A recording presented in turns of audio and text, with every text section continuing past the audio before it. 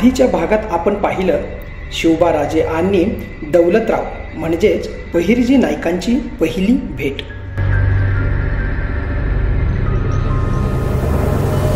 कान्होजी काका हे आपले दौलतराव, स्वराज्याचे गुप्तहेर. दौलतराव, मोठी जबाबदारी आहे आपली आता. शिवबाराजांना हिरा घावल्याची अनुभूती कान्होजीरावांना येत होती, कारण आदिलशाही हेरगिरी सोडून सगळं काही करत होते.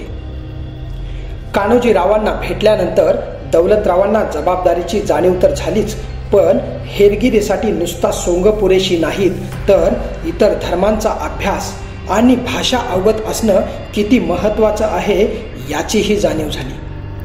हेर म्हणून शत्रूच्या गोटातून जशीच्या तशी बातमी आणणे याहून शत्रूच्या उच्चपदस्थ अधिकाऱ्यांची नोकरी करणं अधिक कठीण होते. दौलतराव मनोमनी स्वराज्याचे झाले होते. आता स्वराज्य कामी येण्याचीही त्यांची तयारी झाली होती. शिवबाराजांना आणि जिजाऊ साहेबांना गहिवरून येत होते, कारण आपला एक मावळा सतत शत्रूच्या गोटात राहणार होता. ते तितकंसं सोपं नव्हतं, पण 3 इस्लामिक शासकांचा सामना करायचं म्हटल्यावर धर्म, चालीरीती, परंपरा आणि भाषा यांचा अभ्यास आवश्यक होता.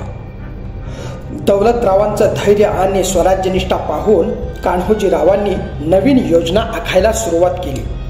दौलतराव, तुम्ही आता 2 वर्ष विजापुरातील एका दर्ग्यात राहा.